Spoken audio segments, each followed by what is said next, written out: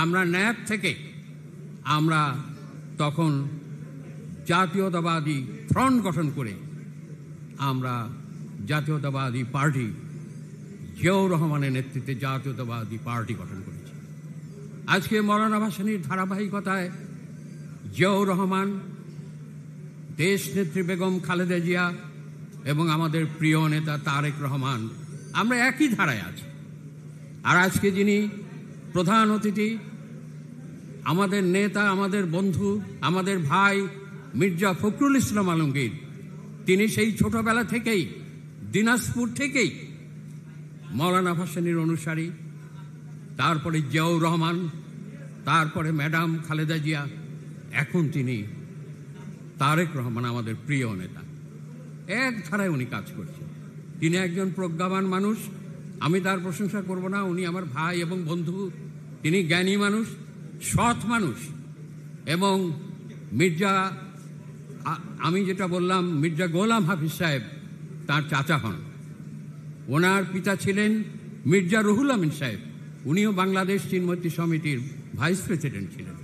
আগামী মাসে আমি মির্জা গোলাম হাফিজকে স্মরণ করব। আপনারা চিন্তা করে দেখেন, মির্জা গোলাম হাফিজ সাহেব কত আগে মারা গিয়েছেন, আমরা কোনোবারই স্মরণ করি না। আমরা এবার তাকে স্মরণ করব। আজকে আপনাদের সকলকে আমি সালাম জানাই। মজলুম জননেতা মৌলানা ভাসানীর স্মৃতির প্রতি আমি শ্রদ্ধা জানিয়ে আপনারা ঐক্যবদ্ধ হন, আমাদের সংগ্রাম সামনে আছে। ধন্যবাদ। সংগ্রামী সাথী বন্ধুগণ, অত্যন্ত চমৎকার বক্তব্য শুনলাম জনাব অ্যাডভোকেট মজলুম হক নান্নু ভাইয়ের কাছে।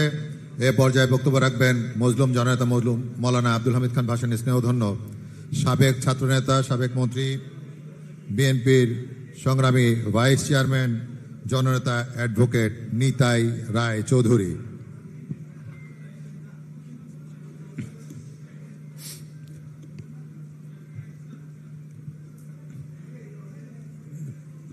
মজলুম জননেতা মৌলানা ভাসানীর 48তম মৃত্যু দিবসে আজকে বিএনপি কর্তৃক আয়োজিত মৌলানা ভাসানীর মৃত্যুবার্ষিকী উদযাপনের জাতীয় কমিটির সংগ্রামী সদস্য সচিব, বিএনপির সংগ্রামী ভাইস চেয়ারম্যান, আজকের এই অনুষ্ঠানের সভাপতি জনাব শামসুজ্জামান দুদু, এখানে মহাসচিব হিসেবে উপস্থিত আছেন মৌলানা ভাসানীর আদর্শের পরিপূর্ণ অনুসারী এবং তার সহযোদ্ধা এককালের, এবং বাংলাদেশের গণমানুষের নেতা আমাদের পার্টির সংগ্রামী মহাসচিব জনাব ফখরুল ইসলাম আলমগীর, এখানে অন্যান্য উপদেষ্টাবৃন্দ, নির্বাহী কমিটির যুগ্ম মহাসচিব এবং অন্যান্য সদস্যবৃন্দ, প্রিয় ভাই ও বোনেরা, মৌলানা ভাসানীকে অনেক কাছে থেকে এবং তার সাথে অনেক দিন আমাদের অনেক সময় কেটেছে সেই ছাত্র জীবনে এবং প্রথম যৌবনে। মৌলানা ভাসানী মৃত্যুর ঠিক 2 দিন আগে পিজি হাসপাতালে উনি যে ক্যাবিনেট ছিলেন দীর্ঘদিন যাবৎ, তিনি ওখানে ছিলেন, দীর্ঘদিন না কিছুদিন যাবৎ। আমি একেবারে ওনার পাশে গিয়ে বসলাম, আমি গায়ে হাত দিয়ে বললাম, হুজুর কেমন আছেন? উনি বললেন যে বড় দুর্বল, এখন তো উঠতে হবে, প্রতিবাদ করতে হবে। তখন একটা ইস্যু ছিল। তো যাই হোক, এই মৌলানা ভাসানী তিনি আজীবন এই আফ্রো-এশিয়া, ল্যাটিন আমেরিকার, যাকে রেড মৌলানা বলে পশ্চিমারা মানে সম্বোধন করতো, তিনি রেড মৌলানা অর্থাৎ লাল মৌলানা। তিনি ভায়োলেন্স করতেন, অন্যায়ের বিরুদ্ধে কথা বলতেন। তিনি জমিদারি শোষণ এবং শাসনের বিরুদ্ধে, জমিদারি শোষণের বিরুদ্ধে এবং জমিদারি আমলের ভূমি ব্যবস্থার বিরুদ্ধে তিনি জনগণের গণতান্ত্রিক সমাজ প্রতিষ্ঠার জন্যে তিনি আজীবন লড়াই সংগ্রাম করেছেন। আসামে লাইন প্রথার বিরুদ্ধে লড়াই করতে গিয়ে তিনি আসামে অবিসংবাদিত নেতা হিসেবে তিনি পরিচিত হন এবং এই বাংলায় এসে তিনি আবার এখানে শ্রমিক, কৃষক, মেহনতি মানুষ সবারই মানে তাদের প্রকৃত নয়নের মণি মৌলানা ভাসানী। মৌলানা ভাসানী প্রথমে মুসলিম লীগের নেতা ছিলেন, পরে আওয়ামী মুসলিম লীগ করলেন, পরে আওয়ামী বাদ দিয়ে তিনি মুসলিম লীগ করলেন। এটা তার জীবন একটা দিক। অন্য দিকটা হলো যে তিনিই প্রথম বারবার বাংলাদেশের স্বাধিকারের কথা এবং সর্বোপরি স্বাধীনতার কথা তার মুখ দিয়ে উচ্চারিত হয়েছে। তিনি কাকমারি সম্মেলনে তিনি পরিষ্কারভাবে বললেন 57 সালে কাকমারি সম্মেলনে যে মানে তোমাদের মতো তোমরা, আমাদের মতো আমরা, পশ্চিম পাকিস্তানের সাথে। এবং তিনি 70-এর সেই উপকূল অঞ্চলে প্রলয়ঙ্করী ঘূর্ণিঝড়ে যখন লক্ষ লক্ষ লোক মারা গেল, এই পল্টনের জনসভায় তিনি বললেন যে ওরা আসেনি, অতএব ওরা ওদের মতো, ওরা আমাদের মতো আমরা। বারবার তিনি এই কথাগুলো বলেছেন। মৌলানা ভাসানী যে কানসাটে সেই ফারাক্কা লং মার্চ করেছেন, আমি সেই ফারাক্কা মিছিলে খুব অল্প বয়স তখন আমাদের ছিলাম, একেবারে অল্প না, সেই ফারাক্কা লং মার্চে ছিলাম। এবং ফারাক্কা লং মার্চে কারা কারা ছিল তখন নির্মল সেন তার একটা প্রবন্ধে একটা আর্টিকেল লিখেছিলেন যে নির্মল সেন গিয়েছিলেন সাংবাদিকদের, তিনি ফেডারেল সাংবাদিক ইউনিয়নের সভাপতি ছিলেন। তিনি বললেন যে সেই কানসাটে ছোট্ট একটি শিশু কচি বাঁশপাতার মতো কেঁপে কেঁপে উঠছে, সেও সেই কানসাটে যাচ্ছে। এরকম বৃদ্ধ থেকে শিশু পর্যন্ত আবাল বৃদ্ধ জনতা, এখানে হাজার হাজার মানুষ সেই কানসাটে চলে, চলো চলো চলো, মরণবাদ, ফারাক্কাবাদ ভেঙে দাও, গুড়িয়ে দাও। এই মৌলানা ভাসানী। মৌলানা ভাসানী চিরকাল আধিপত্যবাদ বিরোধী ছিলেন। মৌলানা ভাসানী এদেশের শ্রমিক, কৃষক, মেহনতি জনগণের নেতা ছিলেন। এবং মৌলানা ভাসানী আপসীন ছিলেন এবং তিনিই বাংলাদেশের প্রকৃত স্বাধীনতার স্বপ্ন এবং বীজ তিনিই বপন করেছেন। আজ মৌলানা ভাসানীর এই 48তম প্রণয়ন মৃত্যু দিবসে আমি গভীর শ্রদ্ধার সাথে মৌলানা ভাসানীকে স্মরণ করি। এবং আজ মৌলানা ভাসানী প্রকৃত অর্থেই প্রাসঙ্গিক আমাদের দেশে, কারণ ওই মৌলানা ভাসানী একবার বলেছিলেন যে বিদেশি শাসকদের উদ্দেশ্যে, আমি বাঙালি জাতি, আমি হুন মানে নাই, শক মানে নাই, মোগল মানে নাই, পাঠান মানে নাই, অতএব আমি কারো আধিপত্য মানে না। এই ছিল তার জাতীয় মুক্তির স্বপ্ন। তিনি বাংলাদেশের জাতীয় মুক্তি এবং জনগণের গণতান্ত্রিক সমাজ, সেই জনগণতান্ত্রিক সমাজের স্বপ্ন দেখতেন। সেই মৌলানা ভাসানী আজ আমাদের সামনে অত্যন্ত প্রাসঙ্গিক এবং আমাদের পার্টি বিএনপি মৌলানা ভাসানীকে অত্যন্ত গভীর শ্রদ্ধার সাথে স্মরণ করে। এবং তাই আজকে বিএনপির উদ্যোগে পার্টির মহাসচিব, যিনি প্রধান অতিথি, এখানে এই প্রোগ্রামটা হচ্ছে। আর একটা কথা বলে শেষ করব। মৌলানা ভাসানী ওই মৃত্যু ওই তার আগে আর একদিন আমাকে বলছিলেন, আমরা কয়েকজন, দেখো যে আমাকে কথা দিয়েছে সে গরিব মানুষের জন্য কাজ করবে, কথায় না বড় হবে, কাজে বড় হবে।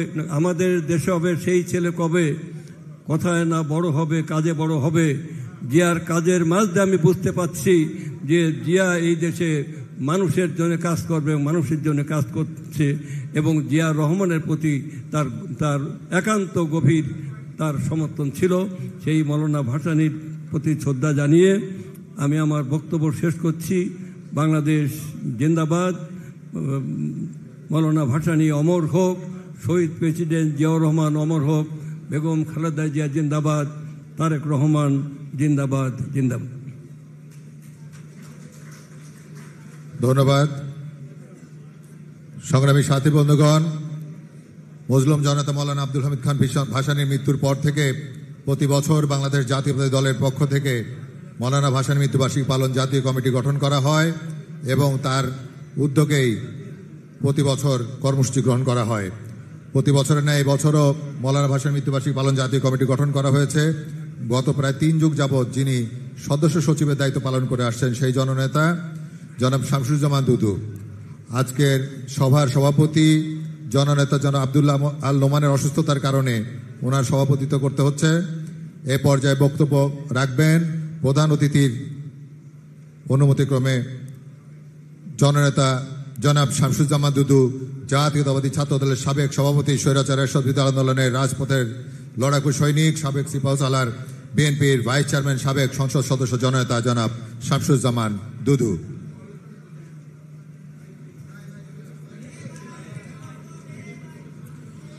বিসমিল্লাহির রহমানির রহিম। মজলুম জননেতা 48তম মৃত্যুবার্ষিকী উপলক্ষে আজকের এই আলোচনা সভা, এই আলোচনা সভার সম্মানিত প্রধান অতিথি বিএনপি মহাসচিব, যিনি সুদীর্ঘ ছাত্র জীবন থেকে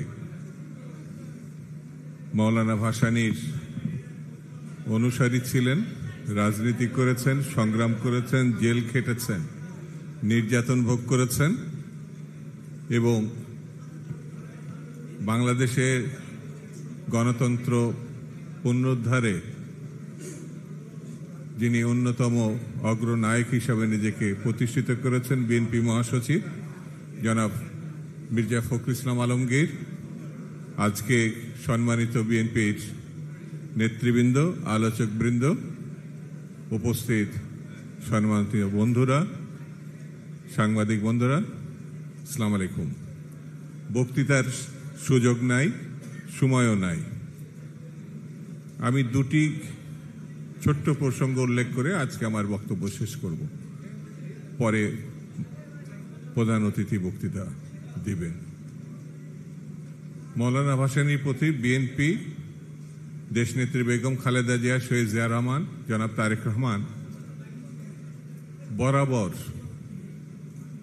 তাকে শুধু শ্রদ্ধা করে না, তারা মনে করে বাংলাদেশের স্বাধীনতা, সার্বভৌমত্ব, গণতন্ত্র রক্ষার মৌলানা ভাসানী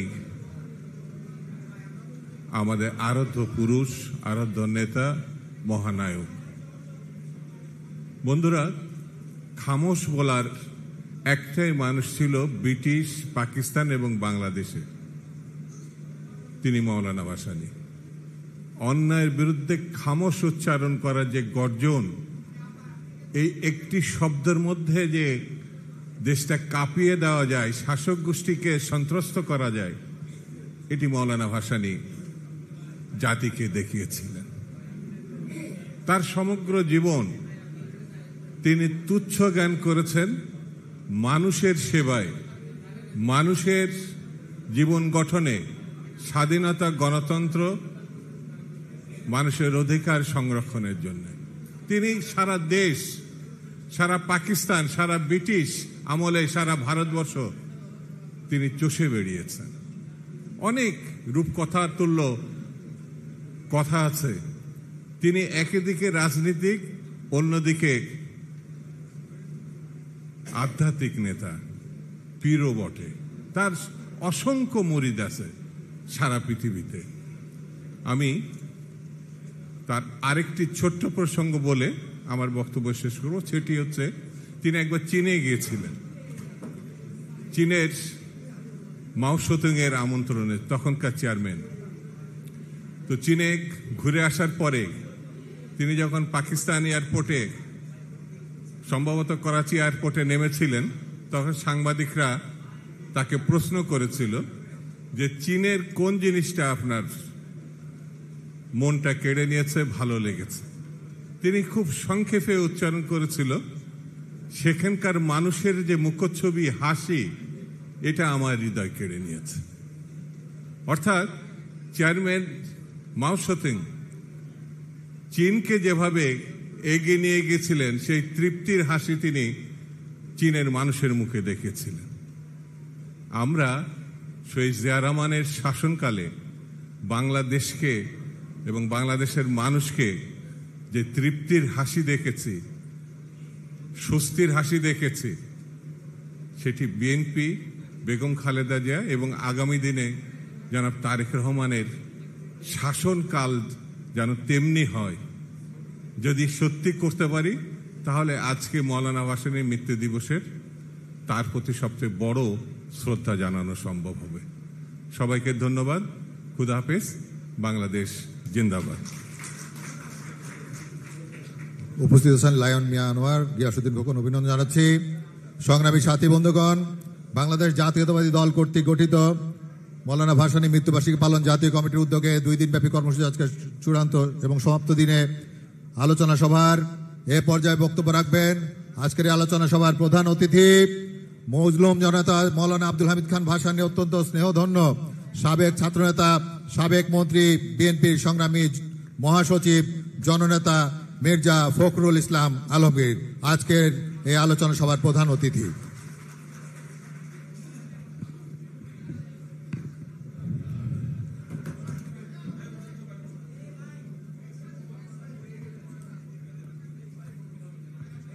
আমি সাংবাদিক ভাইদেরকে অনুরোধ করব যে একটু কথা কম বলার জন্য, না বললে আরো খুশি হব। বিশেষ করে আমার বাঁয়ে সামনে যারা আছেন তারা ছবি টবি নেওয়ার পর একটু সরে গেলে আমাদের কথা বলতে একটু সুবিধা হয়, মানুষের কথা শুনতে সুবিধা হয়। কারণ আমরা যারা বক্তা, আমরা যারা বলি কথা বলি, আমাদের দর্শকের সঙ্গে আই কন্ট্যাক্টটা খুব জরুরি। আমি যাদের উদ্দেশ্যে কথা বলছি তাদের কিছু দেখতে না পাই। আচ্ছা, আপনারা কাজ করেন না কেন? আপনারাই কথা বলেন, এখানে আমরা চলে যাই। ইটস বেটার বোধ হয়। এইভাবে করলে তো আমাদের পক্ষে অসুবিধা।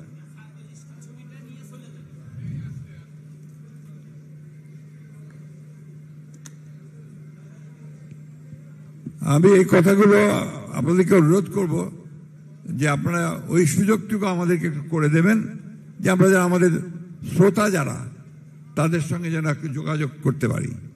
ধন্যবাদ। বিসমিল্লাহির রহমানির রহিম। বাংলাদেশ জাতীয়তাবাদী দল বিএনপি আয়োজিত আজকের এই আলোচনা সভার সম্মানিত সভাপতি, যিনি বাংলাদেশ জাতীয়তাবাদী দলের ভাইস চেয়ারম্যান এবং মৌলানা ভাসানীর একজন অনুসারী, এবং আজকে মৌলানা ভাসানীর মৃত্যুবার্ষিকী পালন কমিটির সাধারণ সদস্য সচিব, সাবেক সংসদ সদস্য জনাব শামসুজ্জামান দুদু, মঞ্চে উপস্থিত আছেন মৌলানা ভাসানীর বিশিষ্ট অনুসারীবৃন্দ এবং বিএনপি নেতৃবৃন্দ, প্রিয় ভাই ও বোনেরা, আসসালামু আলাইকুম। মৌলানা ভাসানী একজন কিংবদন্তি, মহিরু, বিরাট বটগাছ, এবং তার ছায়ায় আমরা দীর্ঘকাল বাস করেছি। আজকে নয়, ব্রিটিশেরা যখন আপনার ভারত দখল করে নিয়েছিল এবং যখন ব্রিটিশদের শাসন বাংলাদেশ শুধু নয় সারা ভারতবর্ষের মানুষকে যখন অস্থির করে ফেলেছিল, জেল, জুলুম, হত্যা, অত্যাচার, নির্যাতন, ঔপনিবেশিক শাসনের যে নির্যাতন, সেই নির্যাতনে যখন অস্থির হয়েছিল, তখন এই ভারতবর্ষে কয়েকজন মানুষ, তারা মানুষের অধিকার প্রতিষ্ঠার জন্য, ভারতবর্ষের স্বাধীনতার জন্য তারা সেদিন জেগে উঠেছিলেন, বেরিয়ে এসেছিলেন। মৌলানা ভাসানী একজন ব্যতিক্রমী রাজনৈতিক নেতা। সেই সময় যারা রাজনীতি করতেন, সামনে ছিলেন, সবাই আপনার সামন্তবাদী পরিবার থেকে আসা, বেশিরভাগই সেই ভারতবর্ষের পশ্চিমে বলেন, পূর্বে বলেন, সব ছিলেন তারা সম্ভ্রান্ত পরিবারের লোকজন, অত্যন্ত উচ্চ শিক্ষিত, এবং তাদেরকে বলা হতো ফিউডাল লর্ডস। তারা সবাই সামন্ত প্রভু ছিলেন। মৌলানা ভাসানীর অভ্যুত্থান একেবারে সাধারণ ঘর থেকে, এবং তিনি মাদ্রাসায় পড়তেন এবং কর্মজীবনে পড়াতেন, অর্থাৎ মাদ্রাসার শিক্ষক ছিলেন। এই সময়ে তিনি আসামে তিনি চলে গিয়েছিলেন এবং সেখানেই তিনি পড়াশোনা করতেন। পড়াশোনা শেষ করে তিনি সেখানে কিছু এই ওয়াজ মাহফিল টাফিল করতেন। এই করার সময়ই দেখা গেল যে মানুষের ভেতরে একটা আগুন আছে, সে মানুষকে জাগিয়ে তুলতে পারে মুহূর্তের মধ্যে, মানুষকে সে মোহিত করতে পারে। এই গুণগুলোর জন্য মৌলানা ভাসানী খুব দ্রুত রাজনৈতিকভাবে সামনে এসে পড়লেন এবং সমস্ত রাজনৈতিক দলগুলো তাকে কাছে টানার চেষ্টা করেছে। মৌলানা ভাসানী কংগ্রেসের প্রেসিডেন্ট ছিলেন আসামের। খেয়াল করবেন, তিনি তখন অল ইন্ডিয়া কংগ্রেসের আসাম প্রভিন্সের স্টেটের তিনি সভাপতি ছিলেন। পরবর্তীতে যখন পাকিস্তান আন্দোলন শুরু হলো, তখন পাকিস্তান মুসলিম লীগের, তত পাকিস্তান মুসলিম না, ভারতীয় মুসলিম লীগের তিনি সভাপতি হয়েছিলেন এবং সেই পাকিস্তান আন্দোলন করেছেন দীর্ঘদিন। আসাম, বাংলা, উড়িষ্যা এই সমস্ত এলাকাতে তিনি করেছেন। শুধু তাই নয়, তিনি সমগ্র ভারতবর্ষে পাকিস্তান আন্দোলনের জন্য কাজ করেছেন।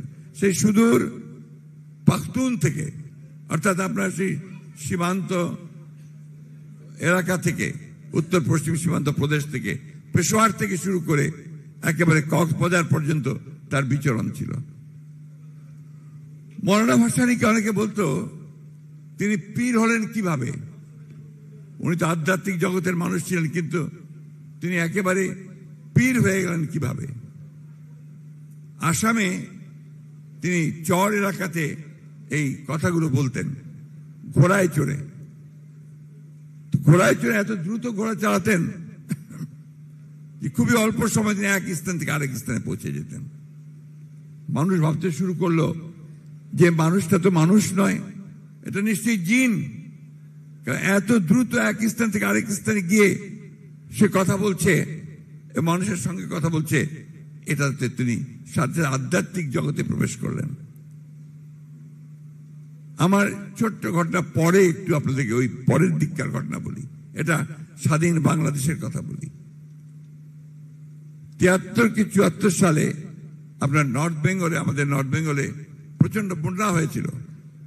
পঞ্চগড়, ঠাকুরগাঁ সব ডুবে গিয়েছিল। ওই ভারতবর্ষের থেকে পানি এসে ফ্ল্যাশ ফ্লাড ডুবে দিয়েছিল। সেই সময় মৌলানা গেলেন সেই বন্যা উপদ্রুত এলাকা দর্শন দেখার জন্য। তো এমন যে গাড়ি ঘোড়া তো যায় না, গরুর গাড়িতে যাচ্ছেন উনি।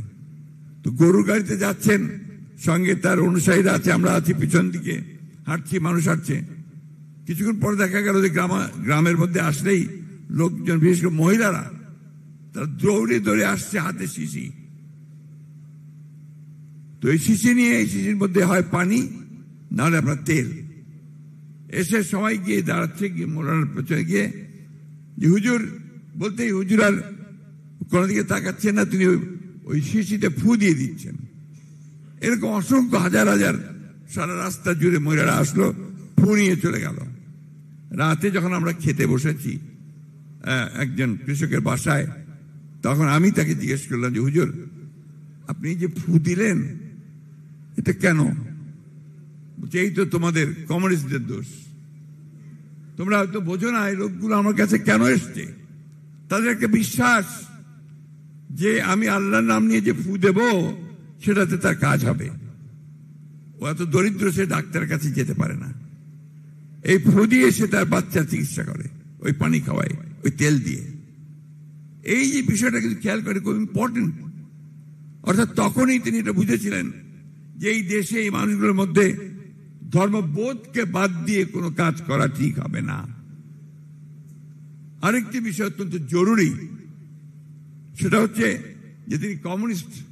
আমরা তো বাম রাজনীতিতে ঘরানার লোক সবাই এখানে। আমরা সবসময় আপনার সমাজতন্ত্রের কথা বলতাম, বিপ্লবের কথা বলতাম, এবং ধর্মকে আমরা ওই সময় মনে করতাম যে এটা খুব জরুরি বিষয় নয়।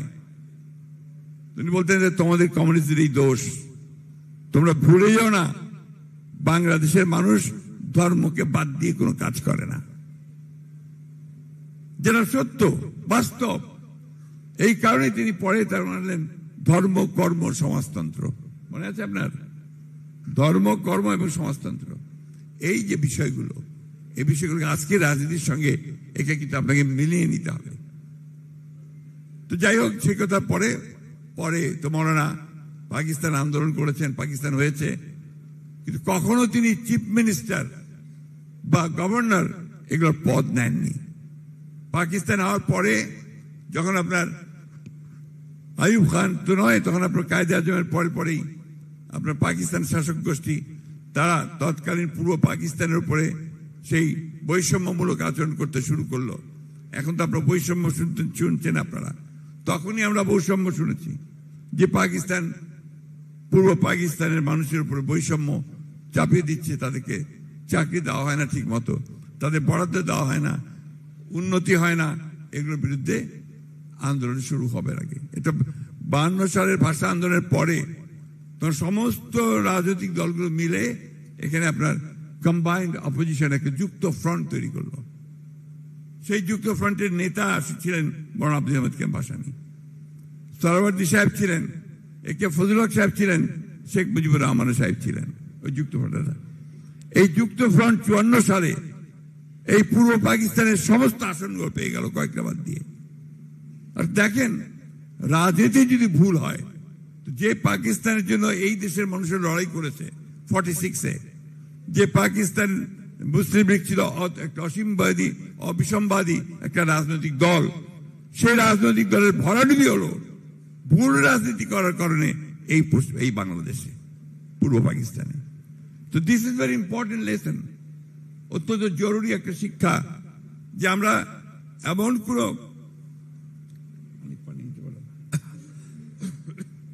আমি আসলে বুড়ো হয়ে যাচ্ছি বোধ হয়।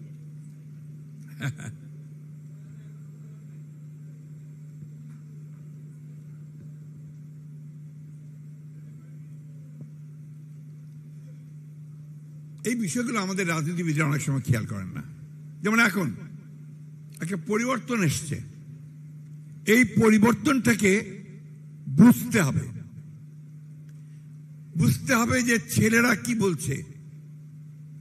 আমাদের মধ্যে অনেকে আছে, বিশেষ করে বিএনপির মধ্যে, ছেলেরা সব আন্দোলন একাই করেছে তা মানতে রাজি না, তাই না? অনেকে কথা খুব জোরে সোরে মিটিং এর মধ্যেও বলেন।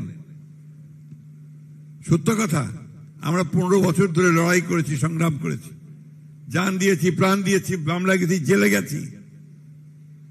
তারপরে বলেন আপনার যে শেষ লাঠিটা গোলে কে মেরেছে? ছাত্ররা মেরেছে। যে স্ট্রাইকার, তারা স্ট্রাইক করেছে। আপনাদের মনে থাকা উচিত যে আমি যখন আপনার সমস্ত দেশে বিভাগীয় সমাবেশগুলো করছি আমরা, সেই সময় আমার বক্তব্যে আমি একটা জিনিস খুব জোর দিয়ে বলতাম যে কোথায় আমরা তো নবীনদের দেখতে পাচ্ছি না, তরুণদের দেখতে পাচ্ছি না, ছাত্রদের দেখতে পাচ্ছি না। ছাত্র তরুণরা যদি সামনে না আসে তাহলে বুক পেতে গুলি নেবে কে? বুক পেতে গুলি নেওয়ার হচ্ছে ছাত্র, তরুণ, যুবক, যার পিছুটার নেই, যে ভ্যানগার্ড। আমরা মধ্যবিত্তরা, বয়স্ক লোকেরা, আমরা তো আপনার পেছনে পরিবারের কথা চিন্তা করি, আমরা আমাদের ছেলে মেয়েদের কথা চিন্তা করি। আমি যদি আজকে একটা গুলি খেয়ে পড়ে যাই, আমার পরিবারের কি হবে এই চিন্তা করেছি, তাই না? আপনারা তো কম কষ্ট করেননি। কতবার জেলে গেছেন, কতবার মার খেয়েছেন, পুলিশ মেরেছে, বাড়ি থেকে অত্যাচার করেছে। এই বুক পেতে দিয়ে দাঁড়িয়ে থাকা, সাইদ রংপুরে যেভাবে দাঁড়ালো, that was the turning point of the movement. এই বিষয়গুলো আমাদের কিন্তু চিন্তা করতে হবে। সুতরাং ছাত্রদের সঙ্গে আমাদের কখনোই কোন দূরত্ব সৃষ্টি করা যাবে না। সবসময় মনে রাখতে হবে এরা তরুণ, এদের অনেক উদ্দীপনা। আমরা যখন ছাত্র ছিলাম আমরা তো এরকমই ছিলাম। আমরা ভেবেছি সমাজতন্ত্র করব, বিপ্লব করব, সবকিছু উড়িয়ে দিব, নতুন সমাজ সৃষ্টি করব, করেছি, এখনো চিন্তা করি এইটাই করব। আমার তো সেই শক্তি নাই, এখন তার সেই শক্তি আছে, সে পারে বুক পেতে দাঁড়াতে। এই জন্যই এই জিনিসগুলো আমাদেরকে চিন্তা করতে হবে। ছাত্ররা অনেক কথা বলছে, বলবে, তাদের সে বড় অধিকারও আছে। আমরা বয়স হয়ে গেছে, আমরা আবার একটু হিসাব করি যে কোনটা করা যাবে, কোনটা করা যাবে না, কোনটা এখন করা ঠিক হবে, কোনটা এখন করা ঠিক হবে না, তাই না? সেই কারণে আমরা বলছি যে দ্রুত নির্বাচন হওয়াটাই এই দেশের জন্য, জাতির জন্য মঙ্গল। কেন বলছি? আমাদের অভিজ্ঞতা থেকে এই ধরনের সরকার যতদিন বেশি থাকে তত সমস্যা তৈরি হবে। কেন? এর তো ম্যান্ডেট নাই, এ তো নির্বাচিত সরকার নয়, এর পেছনে শক্তিটা কোথায়? এই জন্যে এই সরকারকে ওইটা চিন্তা করতে হবে যে আমি যত দ্রুত সময় পারি প্রয়োজনীয় যে সংস্কারগুলো যেগুলো নিয়ে আমরা কথা বলেছি 2 বছর আগে, আমাদের 31 দফা 2 বছর আগে দিয়েছি আমরা সংস্কার, তাই না? নাকি চুপ করে থাকেন কেন? কথা বলেন না কেন? মনে হয় না আমার কথাগুলো কানে যাচ্ছে আপনাদের? যাচ্ছে? তাহলে কথা বলবেন, রেসপন্ড করবেন। ধন্যবাদ, কিন্তু মাঝে মাঝে রেসপন্ড করতে হয়। তো এটা আমরা 2 বছর আগে দিয়েছি। কেন? আমরা নিজেরা উপলব্ধি করেছি যে এই বিষয়গুলোর পরিবর্তন দরকার। আমরা তো আপনার প্রধানমন্ত্রীর ক্ষমতা আর রাষ্ট্রপতির ক্ষমতা আপনার পার্থক্য করতে বলেছি, ভাগ করতে বলেছি। এক ব্যক্তিকে বেশি ক্ষমতা দেওয়া যাবে না। একজন ব্যক্তি 2 বারের বেশি প্রধানমন্ত্রী হতে পারবে না। আমরা বলেছি 31 দফায়, আমরা বলেছি পার্লামেন্ট দ্বিকক্ষ বিশিষ্ট হতে হবে, তাই না? আমরা বলেছি যে বিচার বিভাগকে সংস্কার করতে হবে, প্রশাসনকে সংস্কার করতে হবে, যারা ঘুষ খায় প্রশাসনে তাদেরকে দূর করতে হবে, এরাই ধ্বংস করে। যারা ঘুষ খায় রাজনীতিবিদ, তাদের রাজনীতি করার সুযোগ দেওয়া যাবে না। পরিষ্কার কথা।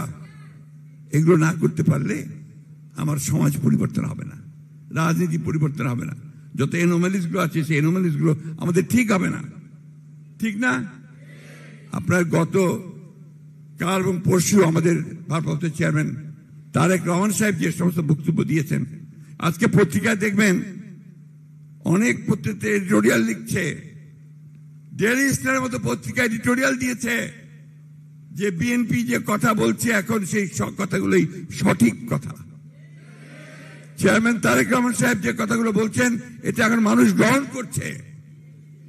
কারণ আমাদের এই যে বললাম আপনাকে যে আমাদের বয়স হয়েছে, আমাদের মাথার মধ্যে আমরা চিন্তা করি। এই জন্য মাও সেতুং একটা কথা বলেছিলেন, খুব দামি কথা। তিনি বলেছিলেন, put the old head on the young shoulder. যুবকের কাঁধে মস্তিষ্ক, বয়স্কদের মস্তিষ্কটাকে বসিয়ে দাও, তাহলে কি হবে? তোমার অভিজ্ঞতা, তোমার সাহস, তোমার যোদ্ধা সব এগিয়ে যাবে, তাই না? এই কথাটা বুঝতে হবে আমাদের সময়কে। ওই ছাত্রদেরও বুঝতে হবে, আমাদেরও বুঝতে হবে। এখন তো ছাত্রদের, তরুণ যুবক, ওরা তো চাইবেই সব কিছু পাল্টে দিতে, কিন্তু কতটুকু আমরা পারবো কতটুকু পারবো না সেসবগুলো আমরা করছি। এই জন্য আমরা বলেছি যে আমরা অবশ্যই সংস্কার চাই। আমরা এই আগে বলেছি, কিন্তু এটা আপনাকে যৌক্তিক সময়ের মধ্যে করতে হবে।